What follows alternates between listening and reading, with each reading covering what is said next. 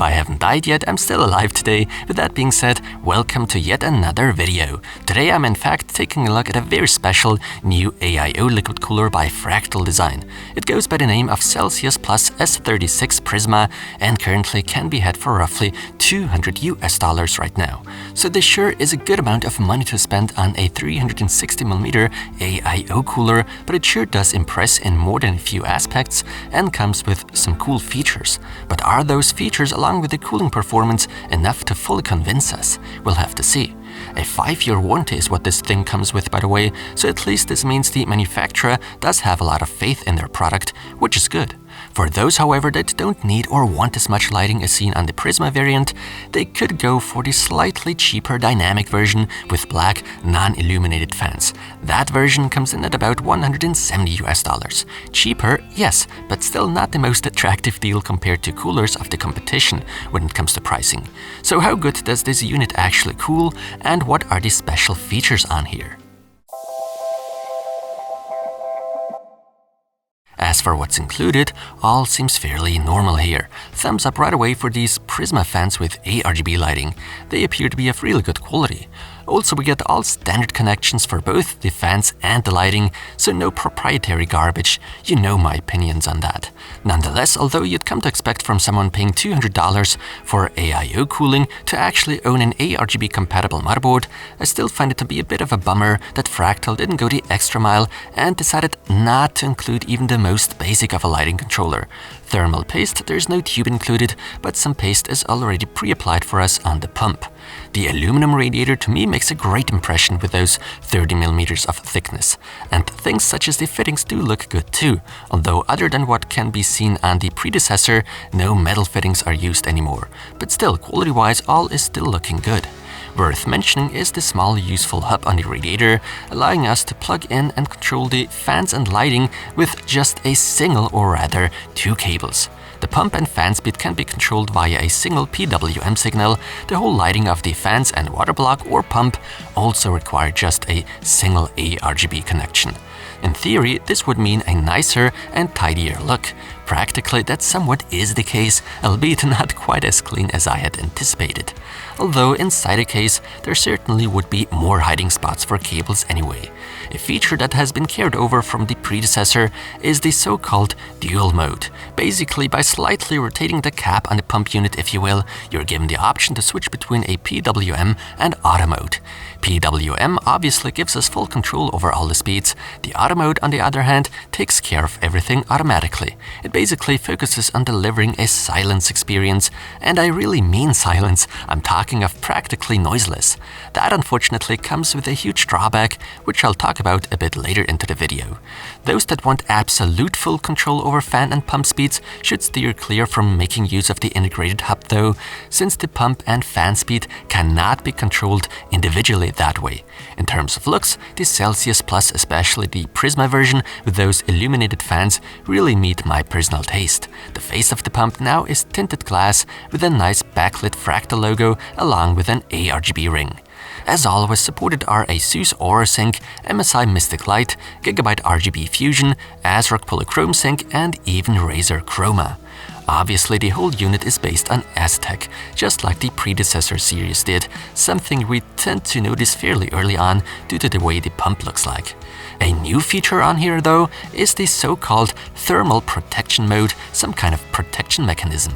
If the liquid temperature happens to exceed 60 degrees Celsius, instead of the usual 800 to 2800 RPM, the pump will run at 3500 RPM, basically a bit of protection to avoid leakage. The tubing is nicely sleeved, looks very good indeed, and comes in at a fairly standard length of 400mm. I'd prefer to be a bit longer though. The installation of such Aztec-based units more or less always remains identical, and so far I could only praise the whole installation procedure, no exceptions today. Although the Celsius Plus S36 does offer a very quiet operation under certain circumstances, if you, the user, actually does allow it, the unit can get fairly loud. And that applies to both pump and fans. But generally speaking, I'd definitely count this one to one of the quieter AIO liquid coolers out there. With normal settings, the pump is barely audible, and similar things can be said about the fans as long as they are set up correctly. Now, despite the water block not covering the whole surface of gigantic AMD Threadripper processors, therefore not the ideal solution for such a CPU, nonetheless I have to give it a thumbs up for actually even supporting TR4/STRX4. But now to the cooling results. First with the overclocked, slightly dated Intel i7-7700K, then followed by the AMD Ryzen 7 3800X.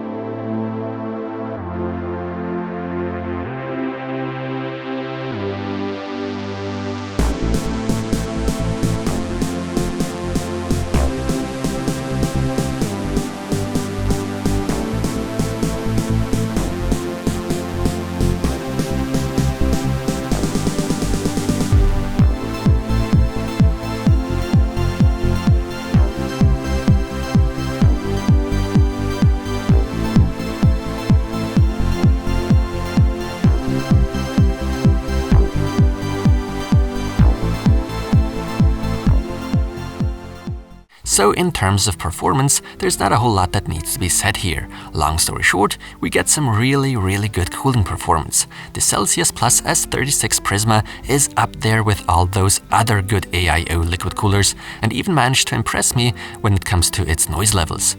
Those that don't want to set up any fan curves whatsoever with PWM signals could go for the auto mode. It does, however, come with a huge, very noticeable drawback. In my case, while we practically could speak of complete silence, and I really mean silence, you barely could notice the PC was on, you have to pay a big price, and that price is performance.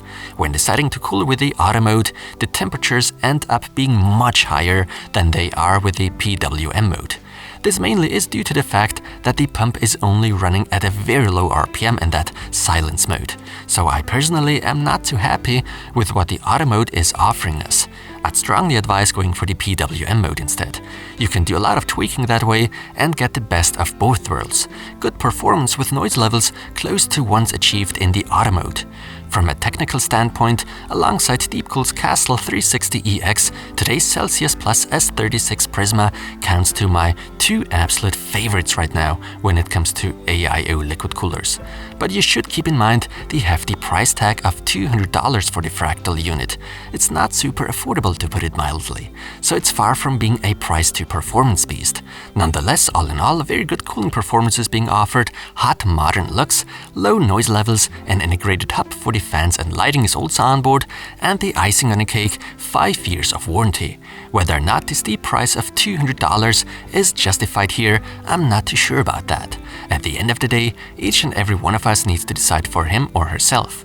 All I can say is that from a technical point of view, the Fractal Design Celsius Plus S36 Prisma for sure is worth recommending. With that said, thanks a lot for watching, see you in the next one.